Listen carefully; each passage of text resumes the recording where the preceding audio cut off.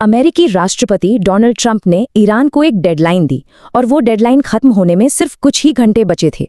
शाम 5:36 पर ट्रंप ने अपने सोशल मीडिया प्लेटफॉर्म पर लिखा कि अगर ईरान ने डेडलाइन खत्म होने से पहले स्ट्रेट ऑफ हॉर्मुज़ को नहीं खोला तो पूरी ईरानी सभ्यता को खत्म कर दिया जाएगा, एक ऐसी सभ्यता जो कभी वापस नहीं आएगी। दुनिया के सबसे शक्तिशाली इंसान की ये धमकी सिर्फ शब्द नहीं थे, ये एक पूरे देश और उसकी सभ्यता को मिटाने की खुली चेतावनी थी। हर कोई हैरान था। दुनिया भर के लीडर्स ये समझने की कोशिश कर रहे थे कि ट्रंप ईरान के खिलाफ आखिर करने क्या वाले हैं। तो बात यहाँ तक पहुंची कैसे? इसकी शुरुआत हुई थी धमकियों और डेडलाइंस की एक खतरनाक सीरीज से, जिसने तनाव को बिल्कुल चरम पर पहुंचा दिया था। अमेरिका ने ईरान पर लगातार दबाव बढ़ाया। सिर्फ 17 दिनों के अंदर एक के बाद एक 4 डेडलाइंस दी गईं और हर बार जब ईरान ने डेडलाइन को नजरअंदाज किया तो तनाव और बढ़ता गया और दुनिया एक विनाशकारी जंग के और भी करीब आ गई।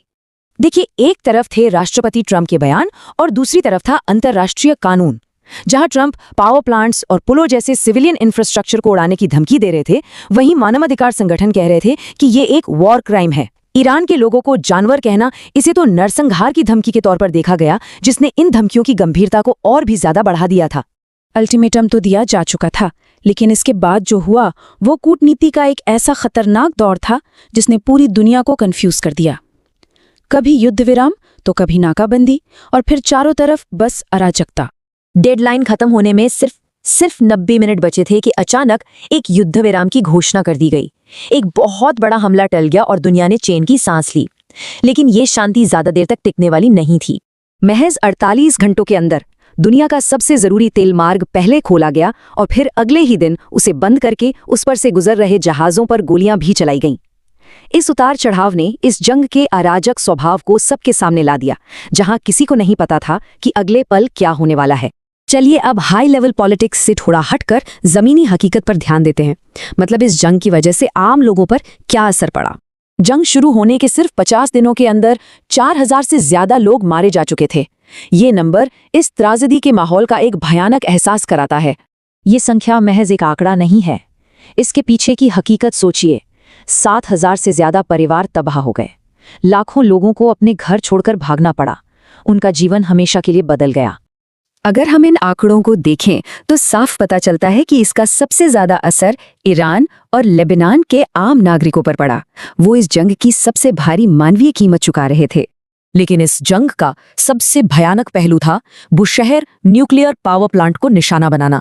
ये हमला न सिर्फ ईरान बल्कि पूरे मिडिल ईस्ट के लिए एक बहुत बड़ा, एक विनाशकारी खतरा बन सकता था। सोचकर देखिए, अगर इस न्यूक्लियर प्लांट पर एक भी बम गिर जाता तो क्या होता। एक भयानक चेन रिएक्शन शुरू हो जाता। रेडियो एक्टिव मटीरियल हवा और पानी में फैल जाता, पूरी खाड़ी का पानी जहरीला हो जाता, समुद्री जीवन खत्म हो जाता और चेर्नोबिल जैसी एक ऐसी आपदा आती जिसका असर शायद पीढ़ियों तक रहता। अब इस जंग में एक बहुत बड़ा मोड़ आया। एक ऐसी घटना हुई जिसने अमेरिका के "हम पूरी तरह से जीत रहे हैं" वाले दावे को चुनौती दे दी। इस घटना से ठीक पहले राष्ट्रपति ट्रंप पूरे आत्मविश्वास से ये ऐलान कर रहे थे कि वो जंग जीत चुके हैं और ईरान पर उनका पूरा हवाई कंट्रोल है। लेकिन फिर 3 अप्रैल को ये घटना हुई। ईरान ने अमेरिका का एक F-15E strike eagle fighter jet मार गिराया। इस एक घटना ने हवाई कंट्रोल के सारे दावों पर सवाल खड़ा कर दिया और अमेरिकी सेना के लिए एक नया संकट पैदा कर दिया।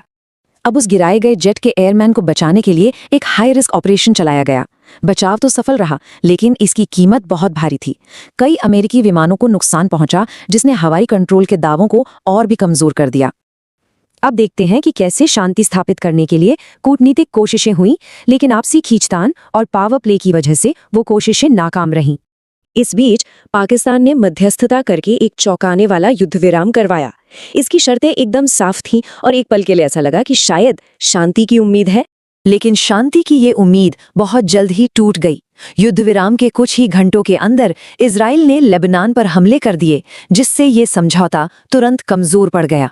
और तो और अमेरिकी उपराष्ट्रपति ने ये कहकर मामले को और उलझा दिया कि लेबनान तो समझौते का हिस्सा था ही नहीं। आखिर में 21 घंटे तक चली शांति वार्ता सिर्फ एक मुद्दे पर आकर फेल हो गई, न्यूक्लियर प्रोग्राम की अवधि। अमेरिका चाहता था कि ईरान 20 साल के लिए अपनी परमाणु गतिविधियां रोके, जबकि ईरान सिर्फ 5 साल के लिए तैयार था। इस पर सहमति नहीं बन पाई और इलाका फिर से जंग की तरफ बढ़ गया। तो अब इस पूरे विश्लेषण के आखिर में हम वापस आज की स्थिति पर आते हैं। घड़ी की सुइयां फिर से टिक टिक कर रही हैं और दुनिया पर वही अनसुलझे सवाल मंडरा रहे हैं। सबसे जरूरी बात यह है कि 2 हफ्तों का वो जो युद्ध विराम था वो 22 अप्रैल को खत्म होने वाला है। जैसे जैसे ये डेडलाइन पास आ रही है, तनाव फिर से उसी लेवल पर पहुंच गया है जहां से ये कहानी शुरू हुई थी। तो अंतिम सवाल यही बचता है, जब कोई समझौता नहीं है और भरोसा पूरी तरह से टूट चुका है, तो क्या इस खतरनाक खेल के चक्र को रोका जा सकता है या एक विनाशकारी युद्ध अब होकर ही रहेगा? यह एक ऐसा सवाल है जो न सिर्फ इस क्षेत्र के भविष्य बल्कि पूरी दुनिया की शांति की नाजुक स्थिति को भी तय करेगा।